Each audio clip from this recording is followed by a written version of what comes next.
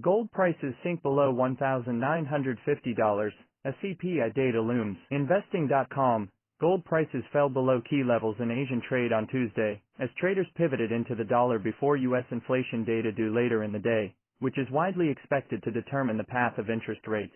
The yellow metal saw a heavy degree of profit taking in the past 2 weeks, which pushed prices to an over 3-week low as the prospect of higher for longer U.S. rates dampened gold's outlook. Spot gold fell 0.1% to $1,944.71 an ounce, while gold futures expiring in December fell 0.1% to $1,948.25 an ounce by 0.32 at 5:32 GMT. U.S. CPI in focus, dollar and yields rise.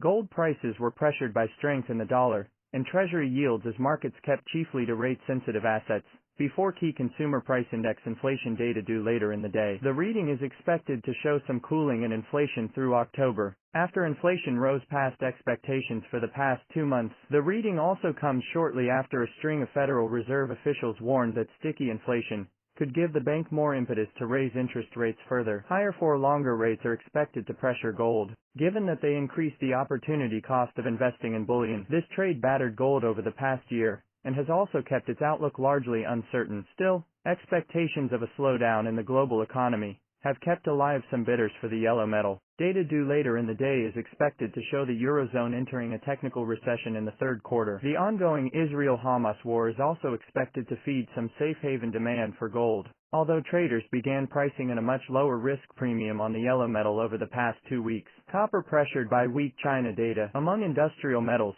copper prices fell on Tuesday, facing continued pressure from weak Chinese economic data. Copper futures expiring December fell 0.3% to $3.6603 a pound. China, the world's largest copper importer, saw a severe decline in new loans through October, data showed on Monday. The reading indicated that liquidity levels in the country were dropping off despite recent stimulus measures from the government. More economic cues from the country are on tap this week, with industrial production, retail sales and fixed asset investment ratings due on Wednesday.